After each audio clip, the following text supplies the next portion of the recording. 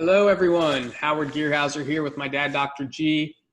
In today's video episode, we want to talk about a trending news story about this couple, I believe they're in Arizona, who were using like a makeshift version of these drugs that Trump was touting as treatments for the coronavirus.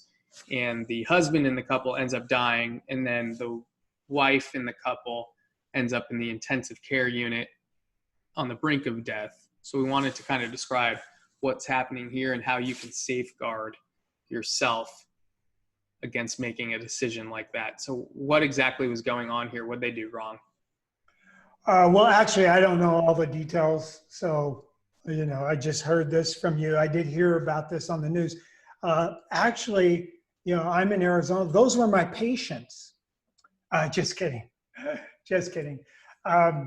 Yeah, so I guess an aquarium disinfectant or anti-parasite is chloroquine. So there was chloroquine for aquariums, and stuff for your aquariums isn't necessarily stuff you should be drinking. So I don't know what the dose was. So it might have been an overdose that created these problems so quickly. I guess very quickly they got sick, and like you say, the man died and the woman was in intensive care. So I wouldn't use any industrial purposed products. So we come up against this. I mentioned yesterday about methylene blue being a possible treatment for this disorder. So methylene blue is something that medicine uses. You can inject it. In fact, methylene blue has been in history a treatment for malaria, just like chloroquine. So here, methylene blue is also used in aquariums. So I would not, and I mentioned how I would not use the aquarium methylene blue to treat yourself. Use a human dose of something that's manufactured to be used in humans, because sometimes there can be another chemical in there. So I wouldn't use anything that is manufactured for an industrial use. Now, another thing I've just thought I'd mention, because I was feeling bad about my dog, but just now, I don't know if it was CNN or whatever. I don't watch CNN or any television much, but I was walking by a television and they were talking about that the virus can be transmitted. Like if a stranger pets your dog and then you pet your own dog and then, you touch yourself around your eye mucous membranes, you get COVID-19 from your dog.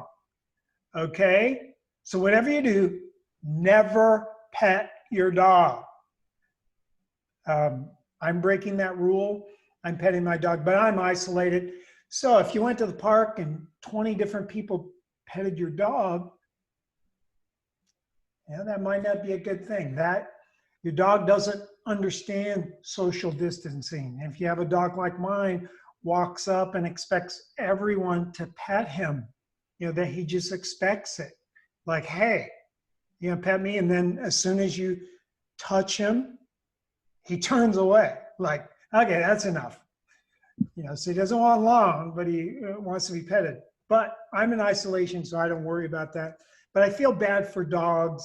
Here, everyone's going to be paranoid of petting their dogs, because I just heard this report on television that there's a concern, or maybe it's happened. I don't know how you could confirm that you got the COVID-19, but maybe they've analyzed dog hair and found the virus in the hair from a human petting them. So it's another way that the virus might be transmitted. So be careful with your dogs out there. Be careful with these industrialized chemicals. It's not the same as getting prescribed a medication by your doctor, buying something at, buying a supplement or whatnot from the health food store.